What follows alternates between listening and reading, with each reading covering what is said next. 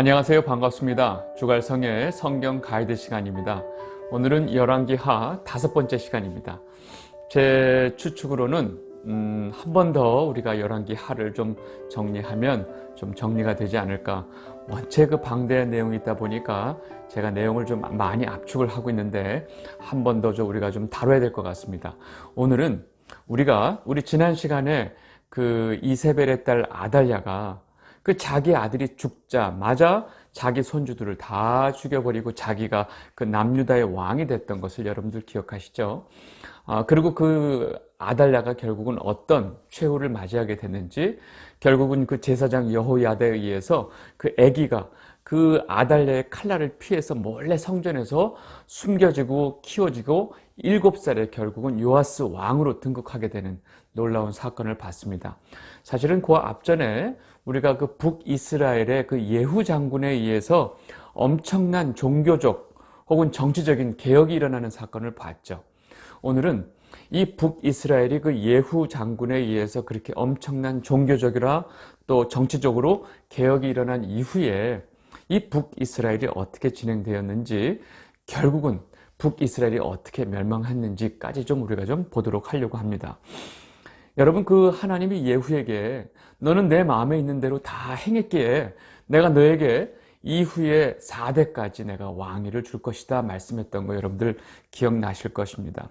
그래서 사실은 예후 이후에 여호아하스라고 하는 왕, 아들이 왕이 되고, 그 다음에 요아스라고 하는 왕, 그 다음에 여로보암 2세, 그 다음에 스가랴까지 이 예후의 왕조가 사실은 하나님의 말씀대로 4대까지 진행이 됩니다.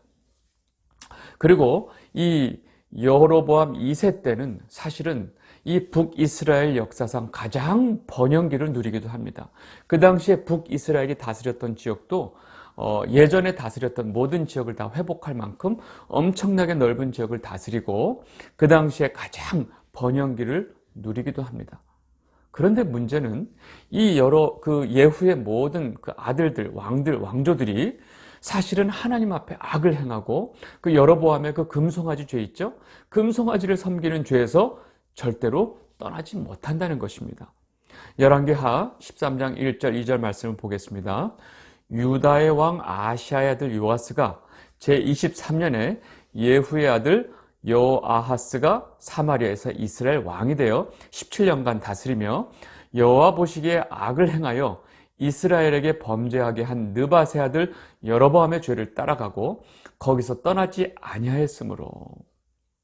여러분, 예후가 우리 지난 시간에 말씀드렸지만 그 엄청난 종교적인 또 정치적인 그런 개혁을 이루었음에도 불구하고 이 여로보암의 이 금송아지 죄에서 떠나지 아니하였으니 하는 얘기를 우리가 좀 지난 시간에 얘기했던 것 같은데, 결국은 그의 아들 여호아하스 왕도 그 아버지한테 보고 배운 대로 그대로 여호와 앞에 악을 행하고 이 금송아지 죄에서 떠나지 못한다는 얘기죠.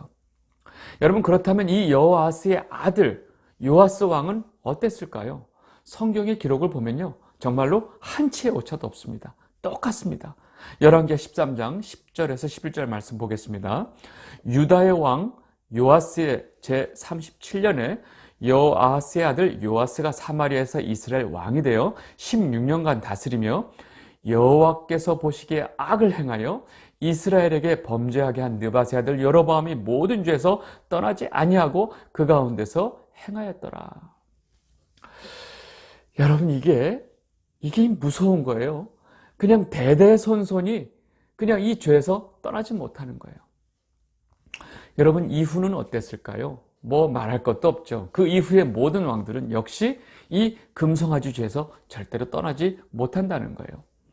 그래도 하나님께서 은혜로 이 예후의 왕조를 4대까지 지켜주시지만 결국은 마지막 그 스가랴라고 하는 왕 때 결국 칼에 의해서 왕조가 바뀌게 됩니다. 그 여로보암 2세의 아들 스가랴가 왕이 된 지 6개월 만에 살룸이라고 하는 놈에 이어서 그냥 왕을 죽이고 자기가 왕이 돼요. 놀라운 건 이 스가랴라고 하는 왕을 죽이고 자기가 왕이 된 살룸은요, 한 달 만에 므나헴에 의해서 또 죽임을 당합니다. 여러분, 므나헴이 왕이 돼서 10년을 다스렸죠. 그리고 그 앞에서 어떻게 했을까요? 역시 악을 행했죠. 그리고 그의 아들 부가히야가 왕이 돼요. 그런데 이 부가히야가 2년 만에 또 베가가 반역을 해서 죽이고 자기가 또 왕이 됩니다. 베가가 왕을 죽이고 20년간 다스리게 되는데 이 베가는 어땠을까요? 역시 하나님 앞에 악을 행합니다. 열왕기하 15장 27절에서 28절입니다. 유다의 왕 아사랴 제52년에 르말라의 아들 베가가 이스라엘 왕이 되어 사마리아에서 20년간 다스리며 여호와께서 보시기에 악을 행하여 이스라엘로 범죄하게 한 느밧의 아들 여로보암의 죄에서 떠나지 아니하였더라. 여러분, 결국은 이 죄에서 떠나지 못하는 이 베가도 결국은 호세아가 반역을 해서 이 베가를 죽이고 자기가 호세아가 왕이 되죠. 여러분, 지금 북이스라엘의 왕조를 제가 간단히 설명하는데 이 예후 장군에 의해서 4대까지가 좀 유지가 되고 그 다음서부터는 계속 칼날에 의해서 왕조가 계속 바뀌는 거예요. 결국 이 호세아도 반역을 하고 자기가 왕이 되지만 결국은 이 반역을 거듭하면서 이 왕조가 계속 바뀌지만 이 호세아가 이 북이스라엘의 왕이 되었을 때 그가 마지막 왕이 됩니다. 여러분, 그는 하나님 앞에 온전했을까요? 그 역시 하나님 앞에 죄를 범하죠. 그러나 결국은 그가 이 북이스라엘의 마지막 왕이 됩니다. 열왕기하 17장 1절에서 2절 말씀 보겠습니다. 유다의 왕 아하스 제22년에 엘라의 아들 호세아가 사마리아에서 이스라엘 왕이 되어 9년간 다스리며 여호와께서 보시기에 악을 행하였으나 다만 그 전 이스라엘 여러 왕들과 같이 하지는 아니하였더라. 여러분, 지금 이 성경 내용이 좀 기가 막힌 내용이 있어요. 호세아 왕이 악을 행했어요. 악을 행했는데 그 앞전의 왕들 정도는 아니었다라고 그래요. 여러분, 하나님 앞에 악을 행하면 악을 행하고 악인이죠. 근데 오죽하면 그 앞전의 왕들이 너무 악하고 너무나 많은 죄를 지어서 지금 하나님 앞에 악을 행했던 이 호세아가 성경이 뭐라고 그랬냐면 그가 악한 정도가 그 앞전의 왕들에게 미치지 못했다라고 지금 성경이 말하고 있는 거예요. 기가 막힌 노릇이죠. 여러분, 성경이 이렇게까지 기록하는 이유는 이 북이스라엘의 왕들이 하나님 앞에서 아마 서로 누가 더 악한지 경쟁이라고 하듯이 이 악을 행했던 것을 성경이 이렇게 반증법으로 설명을 하고 있는 겁니다. 여러분, 이 북이스라엘을 하나님이 끝까지 계속 선지자를 통해서 너희들 죄를 돌이키고 내게 돌아오라, 내게 돌아오라 끊임없이 외쳤어요. 그러나 이 선지자들의 외침을 다 무시하고 결국은 이 왕들이 이렇게 하나님 앞에 악을 행하고 끊임없이 반역해서 죽이고 악을 행하고 반역해서 죽이고 악을 행하는 이 와중에 하나님이 마지막으로 이 호세아 때 이 북이스라엘을 멸망 심판을 하십니다.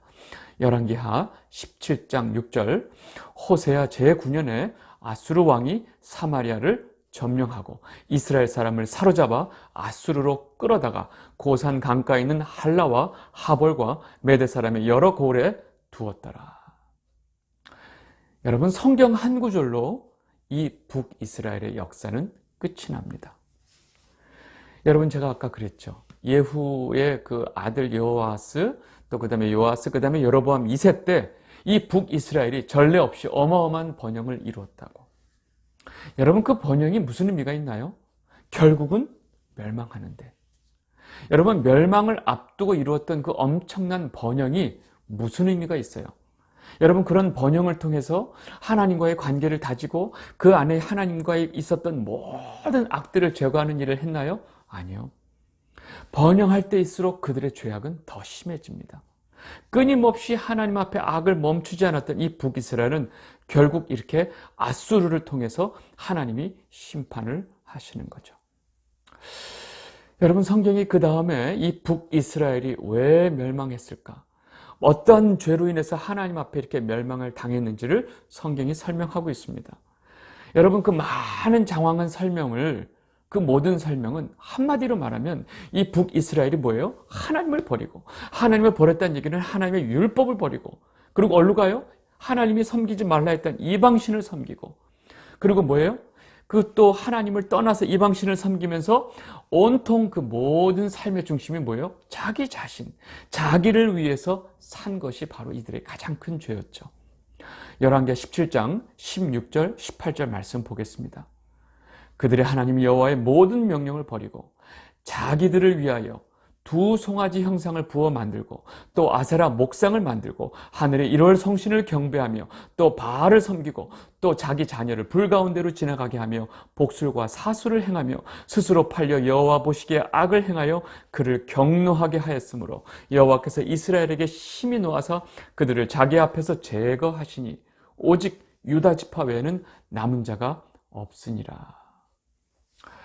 여러분, 지금 성경은요, 제가 우리 같이 봤던 이 부분 말고 17장 7절서부터 북이스라엘이 하나님 앞에 어떤 죄를 지었는지 아주 상세하게 아주 길게 설명합니다.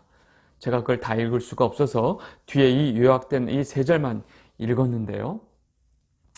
여러분, 가만 보면 북이스라엘 역사 내내 이 느밧의 아들 여로보암의 이 금송아지 죄에서 아무도 벗어나지 못한 거예요. 여러분, 이 북이스라엘의 첫 번째 왕이었던 그 여로보암이 이 르호보암, 솔로몬의 아들 르호보암으로 백성들이 갈까봐 두려워서 베델과 단에다가 금송아지 만들어 놓고 너희를 애굽에서 인도하여 낸 신이 바로 이 금송아지다라고 행했던 그 사건이 이 북이스라엘 전체 내내 한 번도 그 금송아지 죄에서 벗어나질 못해요. 한 사람의 죄가 북이스라엘 전체가 그 죄에서 헤어나지 못하게 된 것입니다. 여러분, 이 문제는 우리가 좀 더 깊이 있게 생각을 해봐야 돼요. 결국은 아수르에 인해서 처절하게 이 사마리아 성이 멸망을 당합니다. 멸망당한 이유는 어떻게 됐을까요? 여러분, 이 아수르라고 하는 이 당시의 신진 제국이 힘을 얻어서 점점 제국으로서 면모를 갖춰갈 때 이 아수르라고 하는 제국은요, 자기네가 다른 나라를 가서 그 지역을 점령을 하죠. 그러면 그 지역에 있는 지역 주민들을 다 끌어다가 다른 지역으로 이주를 시켜버려요. 그리고 다른 지역에 살고 있던 사람들을 자기네들이 점령한 그 지역에 새로 갔다가 거기에 또 정착을 시켜버립니다. 무슨 말이냐면 그 지역에 원래 있는 사람들을 다 바꿔버리고 다 섞어버려요. 그러면 그 지역에 원래 가지고 있었던 모든 그 나라의 정체성이 다 틀어져 버리는 거예요. 한마디로 말해서 그 한 민족이 그 안에서 다시 힘을 만들고 대항하지 못하도록 아예 그 정체성 자체를 없애버리는 거죠. 아주 사실은 굉장히 악한 정책이죠. 이 아수르가 이런 정책을 썼기 때문에 북이스라엘의 사마리아를 어떻게 해요? 똑같이 사마리아에 있는 이 유다 사람들을 다 끄잡아다가 다른 데로 다 이주를 시켜버립니다. 그리고 그 지역에 다른 지역의 사람들, 바벨론 사람들, 다른 지역의 사람들을 갖다가 사마리아에 갔다가 또 이주를 시켜서 정착을 시키는 이 정책을 쓰게 되죠. 열왕기하 17장 24절 보겠습니다. 아수르 왕이 바벨론과 구다와 아와와 하맛과 스발와임에서 사람들을 옮겨다가 이스라엘 자손을 대신하여 사마리아 여러 성읍에 두매 그들이 사마리아를 차지하고 그 여러 성읍에 거주하니라. 여러분, 전혀 낯선 데 살던 사람이 갑자기 이제 사마리아 와서 이 사마리아 이 도시에 와서 사는 거예요. 근데 이들이 사마리아에서 거주하고 사는데 이 이방 민족들에게 아주 이상한 일이 생겨요. 그게 바로 뭐냐면 열왕기하 17장 25절입니다. 그들이 처음으로 거기 거주할 때 여호와를 경외하지 아니하므로 여호와께서 사자들을 그들 가운데서 보내심에 몇 사람을 죽인지라. 여러분, 굳이 저는 이 구절을 보고 굉장히 여러 가지로 생각이 들었어요. 이 사마리아에 원래 그 하나님 앞에 백성들이었지만 하나님 앞에 죄악을 행했던 자들이 다 다른 지역으로, 아수르 다른 지역으로 다 끌려갔어요. 그리고 거기에 다른 이방 민족들이 와서 지금 살고 있는데 하나님이 그들에게 여호와를 경외하지 아니하므로 사자를 통해서 그 사람들의 몇 사람을 죽이신지라. 그들은 여호와를 알지 못해요. 여호와를 섬기는 것도 모르고요. 저는 이 하나님의 마음이 어떤 마음일까 여러 가지로 좀 생각을 해봤는데, 여러분, 지금 이 사마리아가 있는 북이스라엘에서 살던 이 지역은 하나님이 그 옛날 아브라함에게 먼저 이 땅을 내가 내 자손에게 줄 것이다 약속했던 바로 젖과 꿀이 흐르는 그 가나안 땅이었어요. 이 아브라함의 자손들이 결국은 애굽에 가서 애굽에서 민족을 이루고 이 민족을 다시 끌고 와서 이 가나안 족속에 정착을 시키죠. 하나님이 그렇게 약속했던, 아브라함 때부터 약속했던 이 가나안 지역에 이 이스라엘 민족들을 광야를 통해서 이끌어서 결국은 여기에 정착시키죠. 내가 너희들에게, 너희 선조에게 약속했던 이 땅이다.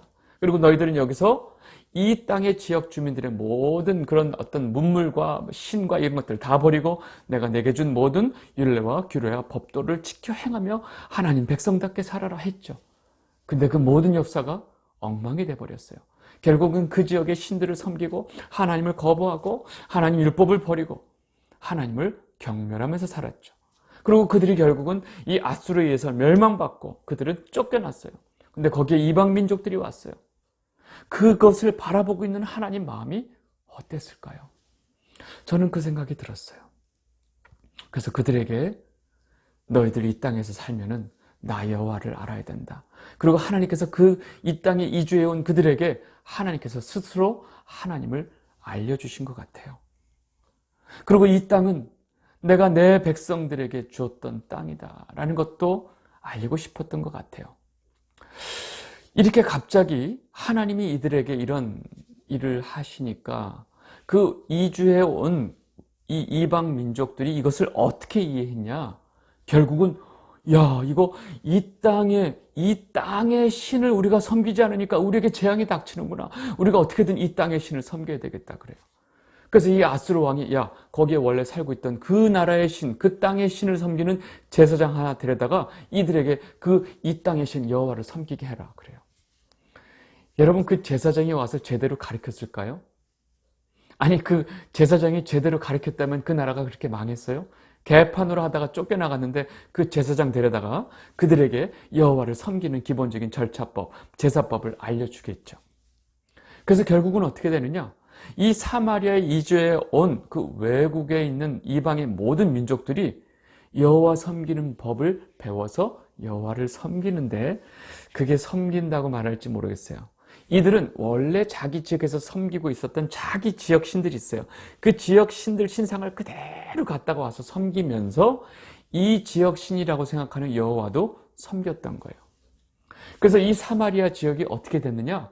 각 지방에서 이주해 온 이 이방인들이 각각 신당에다가 자기 신상들을 다 만들어 놓은 상태에서 거기서 또 여호와에게도 섬김을 하고 여호와께도 제사를 드리는 형태가 되죠. 결국 이 사마리아 지역이 어떻게 되느냐? 혼합 종교의 원산지가 돼버려요.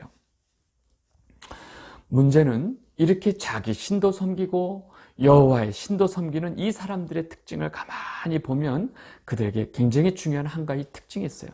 바로 뭐냐면 자기를 위하여라는 것입니다. 그 모든 이방신을 섬기는 모든 섬김의 이유가 바로 누구를 위하여? 자기를 위하여. 여러분, 이것은 성경이 처음부터 말하고 있는 거예요. 자기를 위하여, 너희를 위하여 어떤 우상을 만들지 말아라. 여러분, 모든 우상은 결국 뭐예요? 자기 자신을 신으로 여기는, 자기 자신을 가장 중요하게 여기는 자기 우상이라는 것을 우리는 알아야 됩니다. 열왕기하 17장 32절을 보겠습니다. 그들이 또 여호와를 경외하여 자기 중에서 사람을 산당의 제사장으로 택하여 그 산당들에서 자기를 위하여 제사를 드리게 하니라. 여러분, 이들은 자신들도 갑자기 낯선 곳에 왔죠. 자신들이 그곳을 적응하기 위해서 그 땅의 신 여호와도 섬겨야 되고 자기가 섬겼던 그 원래 신상도 그 각 산당에 만들어 놓고 섬기고 사는 거예요. 왜요? 자기 자신을 위해서. 여러분, 지금까지 우리가 잠깐 그 이스라엘의 멸망 장면을 봤습니다. 하나님께서 아수르를 통해서 이스라엘 백성들을 멸망시키는 장면을 봤어요. 여러분, 지금까지 내용을 우리가 같이 나눠봤는데 여러분 어떤 생각이 드세요? 여러분, 사실은 저는 이 내용을 볼 때마다 너무나 안에 두려운 마음이 생겨요. 현재 우리는 어떤 모습으로 하나님을 섬기고 있는 것일까? 현재 우리의 믿음은 도대체 하나님 보시기에 온전한 것일까? 우리는 정말로 온전하게 하나님을 섬기고 있는 것일까? 우리의 전통, 전례, 민속, 문화 이것을 지킨다는 명분을 가지고 우리나라 원래 가지고 있었던 그 지역신을 섬기는 샤머니즘 문화와 이 하나님을 섬기는 것을 완전히 짬뽕을 시켜가지고 우리도 이들과 같이 하나님 앞에 지금 혼합 종교의 형태로 하나님을 섬기는 것은 아닐까 하는 두려움이 자꾸 생겨요.